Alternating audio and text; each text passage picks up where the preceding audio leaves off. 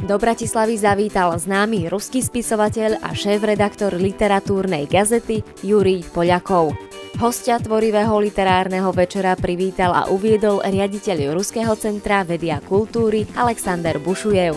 V Ruskom centre pripravili známemu autorovi príjemné prostredie s početnou účasťou nielen Rusov žijúcich na Slovensku, ale aj mnohých slovenských publicistov, spisovateľov a prekladateľov. Tvorivý večer moderoval slovenský diplomat docent Peter Juza. Spisovateľ, prozaik, dramatik a publicista vydal viac ako 6 miliónov kníh a preto môžeme tvrdiť, že jeho diela číta a sleduje takmer celá Ruská federácia a ďalší čitatelia aj diváci po celom svete.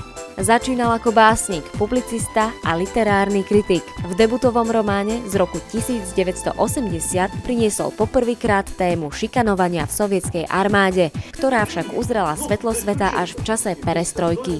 Jurij Poľakov dnes patrí medzi najpopulárnejších ruských autorov. Jeho diela sa prekladajú v mnohých štátoch sveta. Zistil som, že ten román Kazdenok v Malake je skutočne skvelý satirický román, ktorý nadväzuje na najlepšie tradície ruskej grotesky, reprezentované, ja neviem, Ilfom a Petrovom alebo Zoščenkom. Zaujalo ma to, oslovil som vydavateľstvo Slovart, ponúkol som tú knižku na preklad, oni sa to chopili a knižka je vonku a myslím si, že mala veľký úspech. A takisto ma zaujala potom druhá jeho kniha Gribnoj car, ktorá je už trošku vážnejšia a hovorí vlastne o takom tom chaotickom čase premeny socializmu na kapitalizmus v Rusku, ktorý bol chaotickejší ako u nás a náročnejší, zložitejší, ale opäť Jurij Poľakov sa toho zmocnil so sebe vlastnou iróniou, satírou, groteskou, takže boli to pre mňa veľmi dobré prekladateľské zážitky. Мои пьесы очень широко идут в России, можно сказать, от Калининграда до Владивостока. Они идут почти во всех республиках СНГ. Moje hry sú v Rusku úspešne uvádzané. Môžem povedať, že od Kaliningradu až po ďaleký východ. Sú hrané aj v iných štátoch, napríklad v Austrálii alebo v Spojených štátoch amerických. Najbližšie bude mať premiéru v Budapešti a v Bulharsku. Myslím si, že ak slovenskí diváci uvidia čo i len jednu moju hru, napríklad hru Spolužiak, tak určite pochopia súčasného ruského človeka. Hra je neprestajne uvádzaná a je zo sociálneho prostredia. Vypredáva tie najväčšie divadlá a divadelné sály. Myslím si, že ak by sa táto hra uviedla na Slovensku, tak by pomohla Slovákom lepšie pochopiť, čo sa v Rusku udialo. Určite by mal byť proces obojstranný a na scénách ruských divadiel by sa mali objaviť aj hry od slovenských autorov.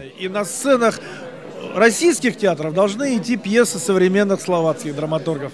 Jurij Poľakov je mimoriadne tvorivý človek. Okrem písania kníh a divadelných hier je autorom aj viacerých scenárov súčasných ruských filmov. Ako šéf-redaktor literatúrnej gazety presadzuje program konštruktívnej a duchovne priateľnej ruskej kultúry, nadväzujúcej na tradičné vlastenecké hodnoty v záujme ruskej vlasti. Je členom Rady prezidenta Ruskej federácie pre kultúru a umenie. V týchto dňoch dokončuje ďalšiu zo svojich zaujímavých divadelných hier. Ja сейчас пишу новую пьесу, V súčasnosti píšem novú hru, ktorá je o dramatickej a komplikovanej láske. Čistá láska neexistuje, ona je často previazaná nielen sociálnymi, ale aj inými konfliktami i protirečeniami. S nimi sa stretávame v súčasnosti a často je spojená aj s nespravodlivou kapitalizáciou života, o tom ja píšem. Kapitalizácia. Ja, v общем-то, píšu об этом. Za sovietskej moci bolo v Rusku až priveľa politiky. Tvrdý režim, najmä za éry Josifa Vysarionoviča Stalina, umelcom nedovolil rozvíjať talent takým smerom, akým by chceli. Dnes je v Ruskej federácii úplne iná situácia. Od smrti Stalina uplynulo 60 rokov a časy sa výrazne zmenili. И литературная газета, кстати, вышла сегодня с материалами, посвященными Сталину. Мы, кстати, на первой полосе опубликовали портрет Сталина Posledné vydanie literatúrnej gazety prinieslo materiály o Stalinovi. Na prvej strane sme publikovali portrét Stalina a básne od Vladimíra Vysockého. V čase smrti Stalina básnikovi bolo iba 14 rokov. Donedávna sme ani nevedeli, že od Vysockého existujú básne trúchliace za Stalinom. V minulosti boli na Stalina kladné a záporné názory. Filmári dnes na ňo pozerajú ako na historickú postavu a vykresľujú objektívne a negatívne jeho pôsobenie. My sme veľa zameškali. Napríklad v Číne na Mao Tse-tunga pozerajú tiež ako na historickú postavu, ale bolo to už po niekoľkých rokoch od jeho smrti. Číňanov zbavil od mnohých nepriateľov. Nám takýto postoj trval 50 rokov. Мудрые китайцы, они на своего, так сказать, Мао Цзэдуна стали смотреть как на историческую фигуру буквально через несколько лет после его смерти. И это их избавило от многих неприятностей. А нам для этого понадобилось полвека. Tie kontakty s ruskou literatúrou nám chýbajú, nemáme žiadne informácie, verejnosť je dezinformovaná a to je nenormálny stav.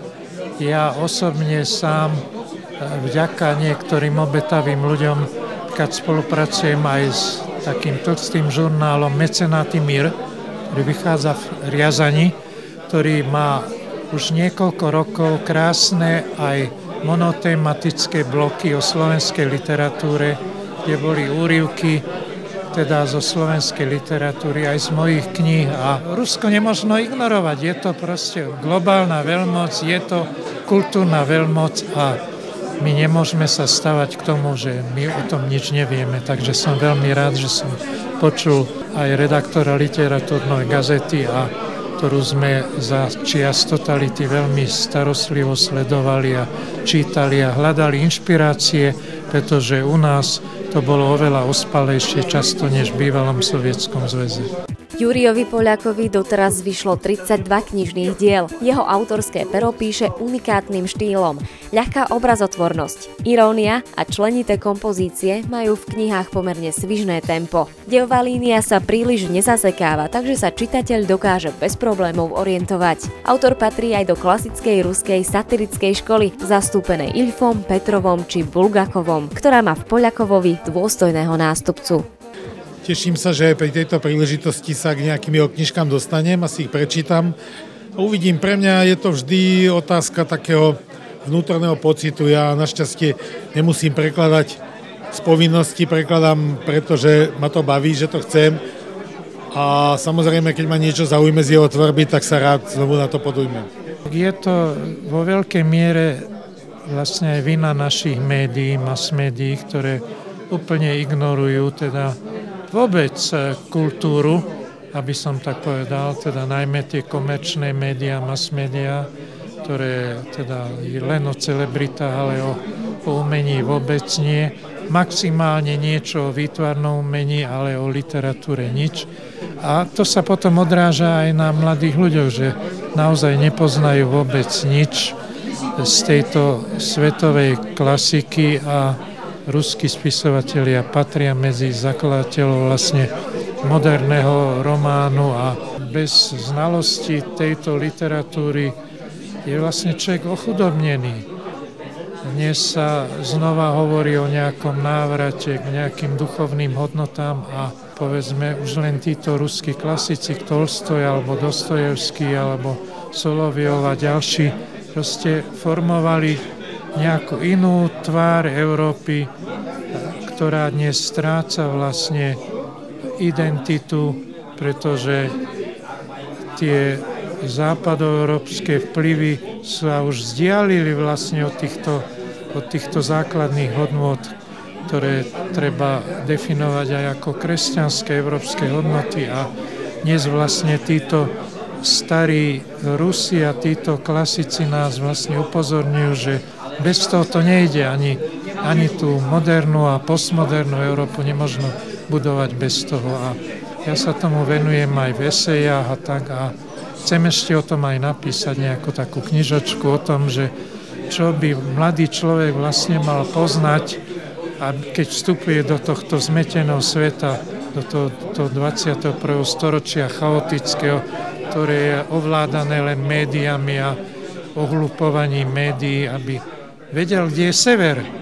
Kde je sever vlastne, kde sú tie základné hodnoty, ktorých sa treba držať, bez ktorých sa my neudržíme, lebo peniaze neznamenajú všetko a konzum nekonečný vedie len k ekonomickým krízam a tak ďalej. Takže na tieto základné hodnoty chcem ešte upozorniť ako starý človek.